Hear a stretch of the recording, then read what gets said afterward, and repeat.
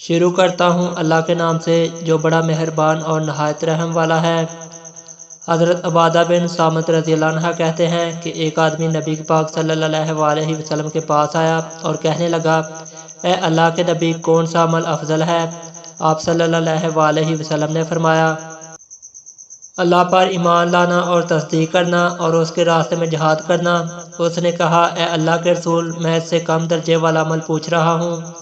آپ صلی اللہ علیہ وسلم نے فرمایا، درگزر اور صبر۔